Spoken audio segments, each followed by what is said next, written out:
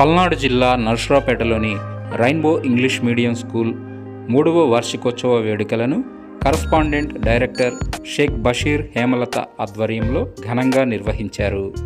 ఈ కార్యక్రమానికి private schools association Palnadu జిల్లా president Rajareddy, Narasaraopet division Srinivasareddy, secretary Ramachandrareddy ముఖ్య అతిథులుగా పాల్గొని విద్యార్థులకు, తల్లిదండ్రులకు పలు సూచనలు అందించారు.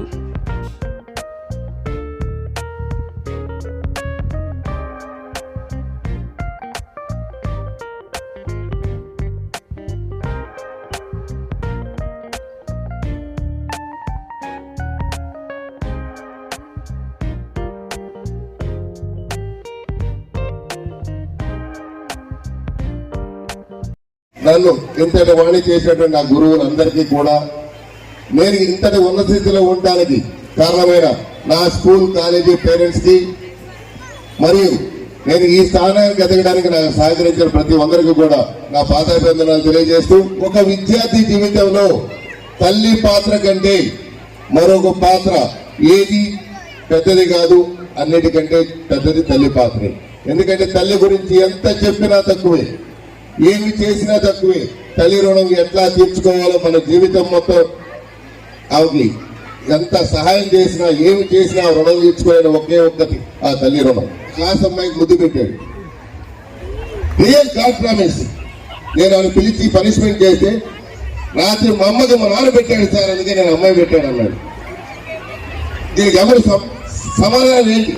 కాబట్టి తల్లిదండ్రులారా కూడా గుర్తుపెట్టుకోండి, మనం పిల్లలు ఏమీ తెలియదు అనుకుంటాం, ఈ ప్రపంచంలో ఏమీ తెలియదు అనుకున్నది మనకే. పిల్లలకు మనకంటే బ్రహ్మాండంగా తెలుసు, ఎందుకంటే మనకంటే తెలియగల పిల్లలు మన పిల్లలు అనేది గుర్తుపెట్టుకోండి. ఖచ్చితంగా తల్లిదండ్రులు పిల్లలు స్కూల్కి పంపించేటప్పటి నుంచి, స్కూల్ నుంచి వచ్చిన తర్వాత డైలీ 1 గంట కేటాయించండి.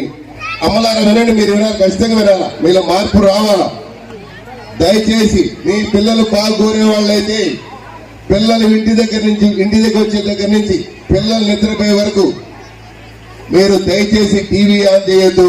మీరు టీవీ ఆన్ చేయడం వల్ల మాకు స్వేచ్ఛ వస్తుంది. మీరు టీవీ సీరియల్లో పడి మమ్మల్ని పట్టించుకోవట్లేదు, మేము బయట తిరుగుతున్నాం. మీరు ఖచ్చితంగా 6 టీవీ సీరియల్స్ ఆపేసి పిల్లల గురించి, భర్త గురించి ఖచ్చితంగా శ్రద్ధ తీసుకుంటే మేము బయటికి వెళ్ళాం, మీ పిల్లలు ఖచ్చితంగా చదువుకుంటారు, ఖచ్చితంగా అభివృద్ధిలోకి వస్తారు. ఇదొకటి నా చెల్లె మనందరూ గ్రహిస్తారని మనస్ఫూర్తిగా వేడుకుంటున్నాం. కాలువలో పారే నీళ్ళ లాంటి వాళ్ళు పిల్లలు. ఒక గట్టు స్కూల్ అయితే 2వ గట్టు తల్లిదండ్రులు. ఒక సాగర్లో మనకి సాగర్ నుంచి మనం నర్సరావుపేటకి నీళ్లు వస్తున్నాయి. ఎట్లా వస్తున్నాయండి? కాలువల ద్వారా నీళ్లు వస్తున్నాయి. ఎక్కడన్నా బ్రేక్ వేస్తే ఆగిపోతాయి. అర్థమైందా? ఆ బ్రేక్ కాకుండా ఒక గట్టు స్కూల్ అయితే 1 గట్టు తల్లిదండ్రులు, 2 గట్లు పర్ఫెక్ట్గా ఉంటేనే ఎక్కడికి చేరాలో అక్కడికి ఆ పిల్లలు చేరతారు, ఆ వాటర్ చేరుది. కాబట్టి తల్లిదండ్రులారా, ఫీజు కడుతున్నాం, మాకేం సంబంధం లేదు అని దయచేసి మీరు ఊహల్లో ఉండొద్దు. స్కూల్ పాత్ర ఎంత ఉందో, స్కూల్ పాత్ర కంటే తల్లిదండ్రుల పాత్ర ఎక్కువ ఉండాలి. ఖచ్చితంగా ఇది నిజం, సత్యం. దారిపోసి ఒక ఉపాధ్యాయుడు ఒక 40 నిమిషాల పాటు ఒక లెసన్ చెప్పాలండి, మినిమం 5 to 6 కిలోమీటర్ రన్ చేస్తే ఎంత ఎనర్జీ పోతుందో అంత ఎనర్జీ పోతుంది. అటువంటి ఉపాధ్యాయుడు డైలీ 7 పీరియడ్లు అంటే 7 35 కిలోమీటర్లు వాకింగ్ చేసినంత ఎనర్జీ పోగొట్టుకుంటాడు. ఇంటి దగ్గర కుటుంబ పరిస్థితి ఏమో తెలియదు, ఎట్లా ఉన్నారు తెలియదు. ఒక ఉపాధ్యాయురాలు బిడ్డకి 102 జ్వరం ఉన్నా ఇక్కడ ఇంటి దగ్గర తన బిడ్డను వదిలేసి, ఎవరి బిడ్డలైనా మీ బిడ్డల కోసం తన బిడ్డను వదిలేసి వచ్చి పాఠాలు చెప్తుంది. కాబట్టి ఎటువంటి ఆశ, దురుద్దేశం, దుర్బుద్ధి లేకుండా నిజాయితీగా ఈ ప్రపంచంలో ఎవరైనా, ఎందుకంటే అన్ని రంగాల్లో లాభాలు వస్తాయి. అన్ని రంగాల్లో గవర్నమెంట్ ఉపాధ్యాయులకి ప్రైవేట్ ఉద్యోగులు ఇవ్వడం, లంచాలు కూడా రావండి. నీతిగా నిజాయితీగా ఈ ప్రపంచంలో ఎవరైనా పనిచేస్తున్నారంటే ఒక ఉపాధ్యాయులే. అవకాశం ఇచ్చిన రెయిన్బో ఉపాధ్యాయులకు అందరికీ కూడా మరొకసారి మనస్ఫూర్తిగా ధన్యవాదాలు తెలియజేస్తూ, ఏదైనా తప్పు మాట ఉంటే మీ అన్నగా భావించి నన్ను క్షమిస్తారని వేడుకుంటూ 10th క్లాస్ స్టూడెంట్స్ ని చదివించడము, రాయించడము జరుగుతూ ఉంటుంది. అదంతా ఒక ఎత్తు. ఇప్పుడు దాదాపు 15 రోజులు మాత్రమే ఉంది.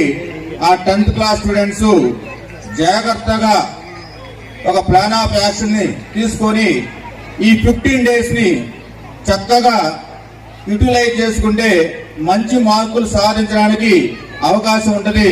చాలా కేర్ఫుల్ గా వాళ్ళ పేరెంట్స్ వాటితో పాటుగా మన ఉపాధ్యాయులు కూడా ఆ పిల్లల్ని కేరింగ్ తీసుకొని జాగ్రత్తగా చదివించి మంచి మార్కులు సాధించి తద్వారా రెయిన్బో స్కూల్ ని టౌన్ లో ఫస్ట్ గా నిలబెడతారని ఆకాంక్షిస్తున్నాను. పక్కన వాళ్ళ మీద ఆధారపడినటువంటి ప్రతిసారి అపజయమే ఎదురైంది. అంటే మనం కష్టపడి చదివితేనే మనం సక్సెస్ అవ్వగలం, అంతేగాని ముందు వాళ్ళు వెనక వాళ్ళు పక్క వాళ్ళు ఎవరు హెల్ప్ చేస్తారని వాళ్ళ కోసం వెయిట్ చేసినట్లయితే మన జీవితాలు నాశనం అయిపోతాయి.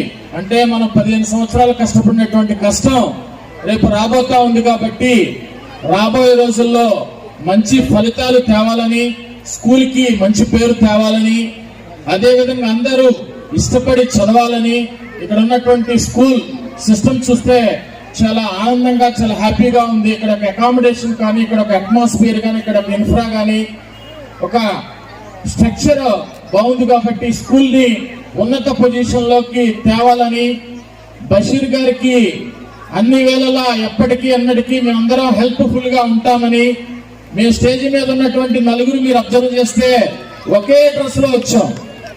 నలుగురు వైట్ షర్ట్లు వేసుకున్నాం, నలుగురు సేమ్ ప్యాంట్స్ వేసుకున్నాం. ఎవరు ఏమనుకోలేదండి. అంటే ఈ పల్నాడు డివిజన్ లో ఏ స్కూల్ కి ఏ కాలేజీకి ఆపదొచ్చినా మేమున్నాము అని చెప్పటానికి మా నలుగురే ఉదాహరణ అండి.